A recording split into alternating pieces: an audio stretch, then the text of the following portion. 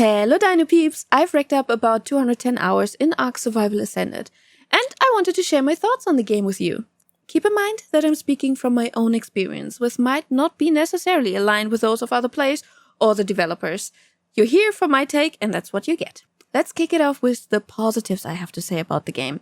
First of all, the game looks stunning. Even on medium settings, which is how I play the game, it's a significant visual upgrade for Survival Evolved. Screenshots are consistently breathtaking, and the realistic graphics contribute to the immersive gameplay experience. Surprisingly, it runs better than I anticipated. In my over 200 hours of playtime, I've had a few crashes, but not too many. Maybe one every few days. I can play for several hours straight without constantly being reminded that it's still early access or encountering numerous bugs. Dino babies are an absolute distraction for me, and I regularly end up bringing in dinos to the base that I don't necessarily need, but I just can't resist. Quality of life changes have been notable. The dung beetle now collects poop for fertilizer, the oviraptor gathers eggs. The S-classification of ASA has been successful, yet it does not feel too overpowered. Water and power supply are now operating in an area of effect, meaning water taps and power-consuming devices only need to be close to their producers to function, so no cables and pipes anymore. Loading times have been improved significantly. If you crash or the server goes down, you're back in the game under a minute. Server loading times were in my tests below 39 seconds. With Survival Evolved, it could take up to 15 minutes. The enhanced drop quality stands out. I've noticed considerable improvement in drop quality.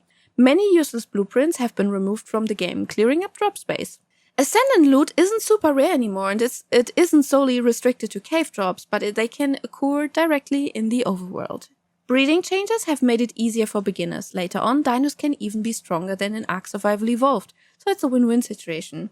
Single-player mode has received some quality of life changes, making the game less grindy.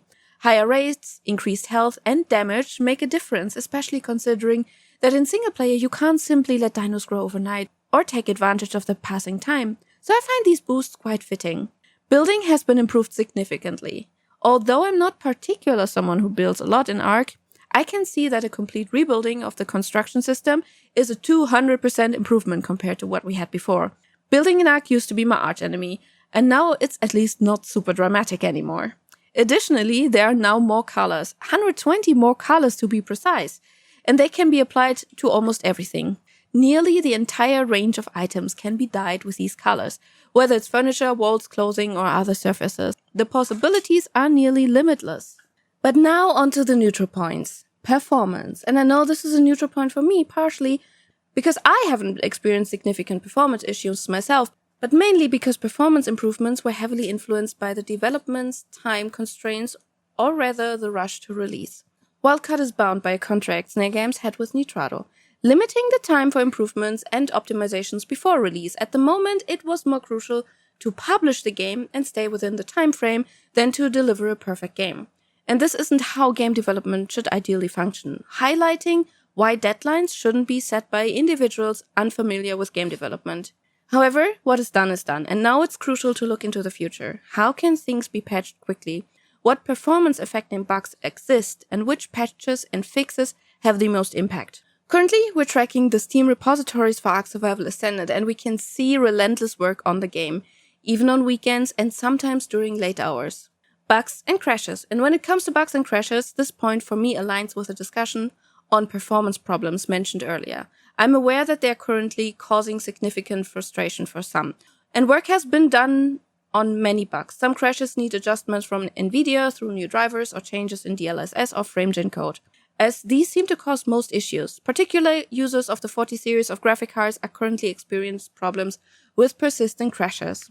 There are also crashes related to the UI occurring when interacting with your own inventory. At least all of these have been reported, and now it's just a matter of waiting to see how long it will take to address them. Some of these crashes have already been resolved, as friends of mine who suffered from many crashes at the start reported that the game now runs much better. Next, movement speed, and I personally would have never thought I would put this on the neutral list. I'm a big advocate for movement speed on players and dinos, but I place this in the neutral zone and then explain why. Due to the absence of movement speed and generally no wasted points instead that we can't use, we're at a point now where dinos receive extremely high stat points. Instead of having 7, ASA creatures now only have 6 stats. and they can easily exceed 50 points, a rarity in comparison to Ark Survival Evolved. Aquatic creatures are even better off. They only have 5 stats, since they don't have an oxygen stat, and they can surpass 60 points without any issues. And while this is a huge change that also allows tamed creatures to at least reach beta bosses, we still have island levels. Means overall we have low levels, and finding a creature over 130 is like winning the lottery. But I would put this into the neutral section. And now to the negatives, because yes, I do have negative points as well. My first negative point is no cryopods.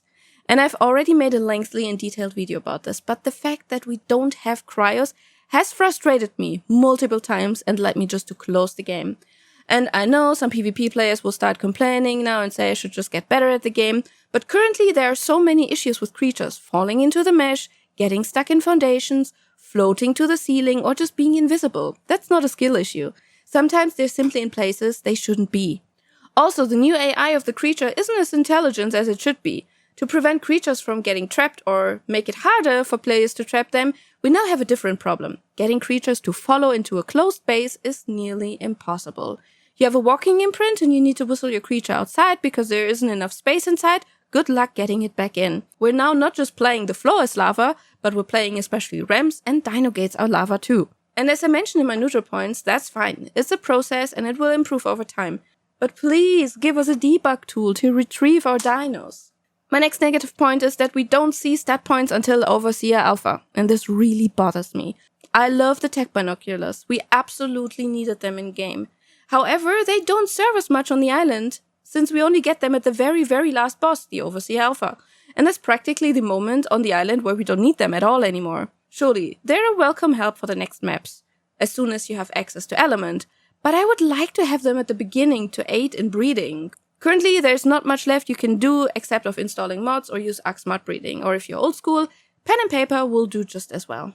The next point is the Nitrado exclusivity. I know Wildcard doesn't have much direct influence here since their publisher signed this contract, but Nitrado being the sole commercial provider of community servers is a disaster. Aside from the stability issues and the terrible support, Nitrado isn't even available worldwide. Instead of smaller local hosts that could cover these areas well, people are now forced to rent at Nitrado for more money and a more poorer performance. And while we can now host on our own hardware, even that nearly went wrong at release, the fact that Nitrado managed to cast such a negative light on this release is something that I simply can't wrap my head around. But well, money rules the world, and with the words of the Nitrado CEO, this is the essence of entrepreneurial action. Another point is that even a month after the game's release, Nitrado refuses to support mod maps. And this is a slap in the face for all players when presented as an exclusive host.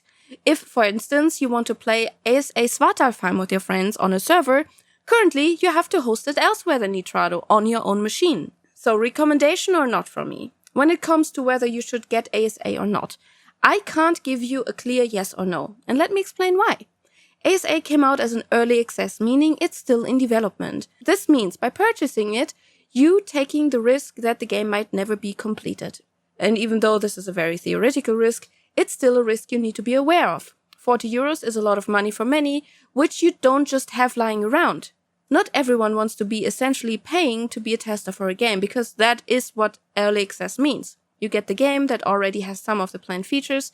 It is playable, but it's still in development. Many things don't work yet or will break during development, when new things are integrated. And this can affect your gameplay experience. If you're not willing to take all that on, then Ark Survival Ascended is probably not for you, at the moment at least. If your frustration tolerance is low, then you probably won't enjoy ASA, at least not now. With a plan that Ark Survival Ascended Early Access is likely to end in a year, you still have some time to follow the development and possibly save up for new hardware if you still have older hardware. Now onto the group that wants to be part of everything as early as possible. The group that wants to contribute to shaping the game, making suggestions, and experience how it grows and thrives. If you belong to this group, and I personally count myself into this group as well, then you will have a lot of fun with ASA, because currently it's a raw diamond that needs a little bit of work and care. As you can see, whether I can recommend the game to you or not absolutely depends on what type of player you are. And that was my initial impression of the game after about 200 hours, most of which I spent on the Norwegian Viking server. If you have any opinions or remarks, feel free to leave them in the comments, and otherwise I wish you a great start into the week. Until next time.